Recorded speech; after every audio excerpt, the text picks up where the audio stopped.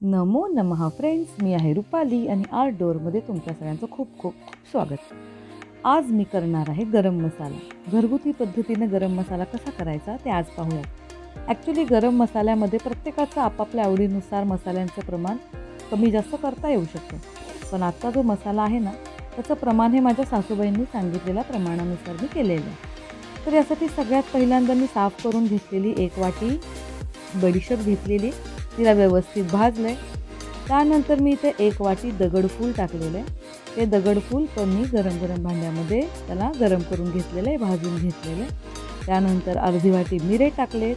मिरेंचा तडतडल्याचा आवाज आला की मिरे पण आपल्याला पुन्हा काढून घ्यायचे. मिरे पण चांगल्या प्रकारे भाजून घ्यायचे. त्यानंतर अर्धी वाटी मी इथे टाकली जायपत्री. जायपत्रीचा एकदम उग्र वास असतो, त्यामुळे मी इथे अर्धीच वाटी टाकली. चक्रीफूल पण मी इथे अर्धी वाटी टाकलेलं आहे. हलकं गरम झाल्यानंतर चक्रीफूल पण आपल्याला बाजूला काढून घ्यायचे. त्यानंतर मी यामध्ये टाकले 1 वाटी तमालपत्र. तमालपत्र व्यवस्थित दोन्ही बाजूनी, बघा कशी वाफ सुटते पानांना, दोन्ही बाजूनी ती सगळी पानं नीट भाजून घेतली की मग मी तमालपत्र काढून घेतलं आहे. आणि मी फक्त पाव वाटी टाकलेलं आहे दालचिनी. दालचिनी मला तेवढीशी आवडत नाही, त्यामुळे मी दालचिनी फक्त इथे पाव वाटी टाकलेलं. तुम्हाला त्याचा वास जास्त आवडत असेल तर तुम्ही कमी जास्त करू शकता. त्यानंतर इथे मी अर्धी वाटी टाकलेली आहे मोठी वेलची, जी आपण मसाल्यांसाठी वापरतो ती मोठी वेलची. ती मी इथे चांगल्या प्रकारे भाजून घेतली आहे.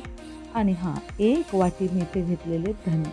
मला मसाला हा हलकासा गोडा करायचा आहे, त्यामुळे मी इथे 1 वाटी धने घेतलेले.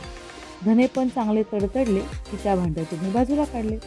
अर्धी वाटी लवंग टाकलेली आहे. लवंगाचं प्रमाण पण आपण थोडंफार कमी जास्त करू शकता. लवंगांना थोडा तिखटपणा जास्त असल्यामुळे मी इथं फक्त अर्धी वाटी घेतलेली. त्यानंतर हे सगळे मसाले गार होण्याची वाट पाहूया.